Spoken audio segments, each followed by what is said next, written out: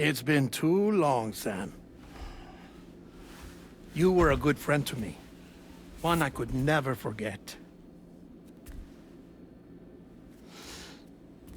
Which is why I took steps to ensure that this message would only play upon your arrival.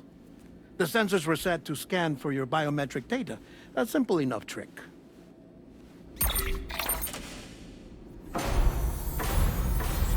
Now, this was originally a geophysics laboratory established for the study of earthquakes.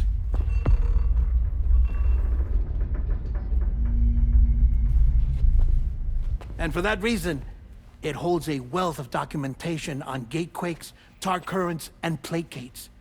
As well, I discovered, as research data on the other side. Now, what I'm about to tell you, I learned after I came to this place.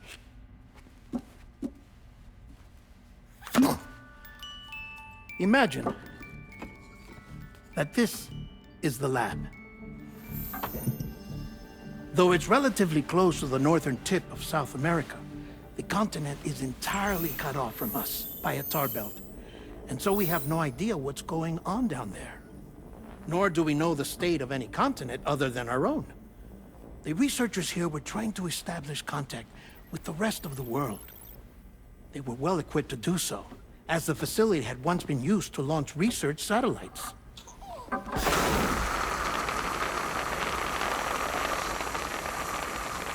So they tried launching a variety of probes and drones in the hope of obtaining observational data, with no success. The Earth, you see, is shrouded in a thick layer of chiralium that renders electronics inoperable at altitude.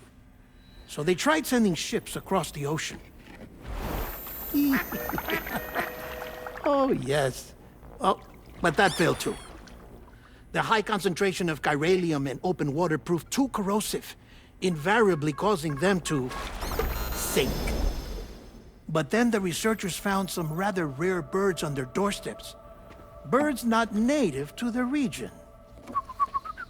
Nice birdie, nice birdie. And that, my friend, was just the beginning.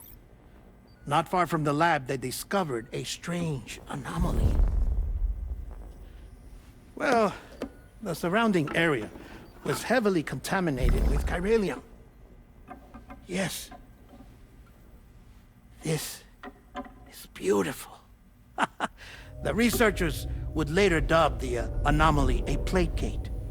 But further investigation revealed that it came into existence when you began to expand the chiral network across North America, and that the gate grew larger in tandem with the network itself.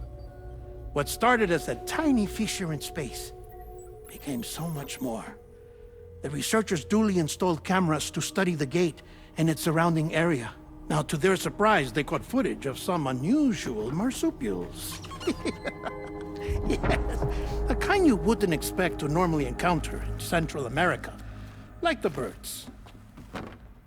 But to confirm their suspicions, they sent an autonomous robot through the gate. The soil samples it collected were consistent with the archived geological data from the southern hemisphere.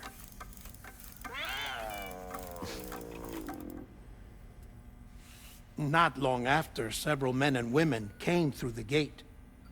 They spoke English, and they confirmed that they had indeed come from faraway Australia. We finally knew the world outside North and Central America had survived.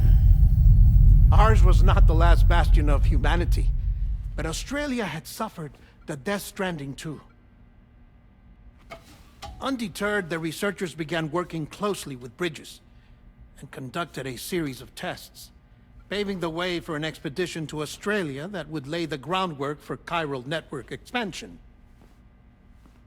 After they had first installed surveillance equipment, that is, so that the gate could be monitored from the Mexican side, a necessity to this day as Australia is not yet connected to the chiral network.